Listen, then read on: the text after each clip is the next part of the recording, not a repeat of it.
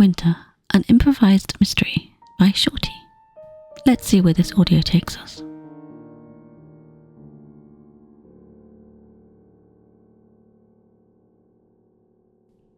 Veronica.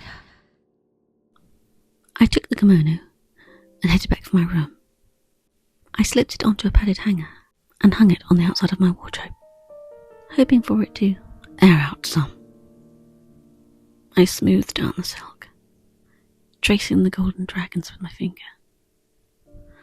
As I passed the pocket, I felt something rustle, some paper. Feeling inside, I found a note, folded neatly. Meet me at the lake house. It was signed with just the letter M. I pondered for a while. Well, this note was probably meant for my mother, as it was in her kimono. Who was it from? I knew it could be from, well, a variety of young gentlemen. My mother was, well, a big flirt, a big tease.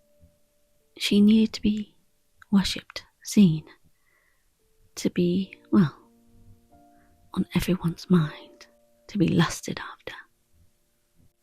I guess that's what great beauty does.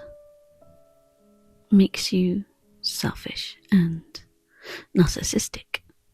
I popped the note back in the pocket and decided to shower. I felt grimy from the attic. As I showered, I came up with all sorts of scenarios of who and why and what happened at the lake house. Some assignations, no doubt. But was she truly unfaithful, or did she just, well, tease and play up a little? My father put up with a lot, but he too worshipped the ground she walked on.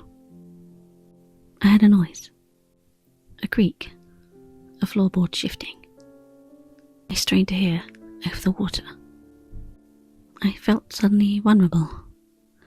I turned the water off and got out of the shower quickly, wrapping a thick white towel around my body. My room was empty, but it had a feeling as though someone had just left. I replaced the towel with the kimono and rushed out into the hallway, running straight into Julius. Oh Lord, watch where you're going! Julius stood stunned, as if he'd seen a ghost. You look just like Mother, he spluttered. And yes, I did. I pulled the robe around myself, tighter, feeling a chill. You came out of your room, asking what's the commotion about. And I felt too underdressed, and retreated back to my room. Later that afternoon, I decided to go into the village for a change of scene, to get away from that mausoleum. Of course, you invited yourself. Oh well. I got dressed. I put on a plain black dress. The bodice was fitted and the skirt was flared, finishing just below the knees. I grabbed a cropped crimson cardigan and hung it on my shoulders. I finished the look with black ballet pumps, crimson lipstick, and skull earrings. Just small studs. So I wasn't so much lady of the manor. You were waiting on the gravel driveway, car door open. And I must say, I did enjoy your appreciative look. I smiled and gave a small twirl, my skirt flaring out around me. Your chariot awaits, my dear lady. I thank you, sir. The tyres kicked up gravel as we made our way to the main gates. And as we passed through them, I felt a loss. Yes, I felt lonely. As if I were adrift. I always felt like that when I left the house. Like everything I had was in that house. Like Mother and Father were still there. It was home. It was my everything. We drove in companionable silence as the fields flew by. Until we got stuck behind a tractor and were at, well, less than walking pace. The market's on today, I said, trying to, start a conversation, fill the silence, fill the awkwardness. I could feel the tension between us. There was something between us. I wasn't sure if it was good or bad yet. I was hoping good. I think you'll like it. It's full of stalls with antiques and such like, and some wonderful food. And you said how hungry you were. But aren't men always perpetually hungry? That's what I assumed. The village was small and quaint and typically English. Cobbled streets, a bandstand in the middle, a lovely local pub, a bakery, a grocery, a haberdasher's, which I love to visit. I don't know why. I just love all the ribbons and brocades and materials. Not that I could make anything, but I always admired Mother and her taste. She would pick out fabrics for the house, curtains, bedding, cushions, etc. She had impeccable taste. There was a florist and a wonderful old bookshop, which, yes, I spent hours in. It was musty and ancient and all too wonderful.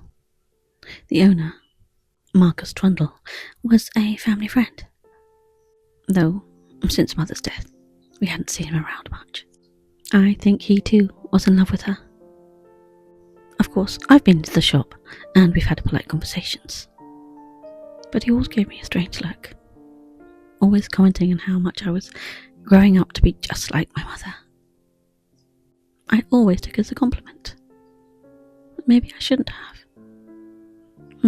I don't know.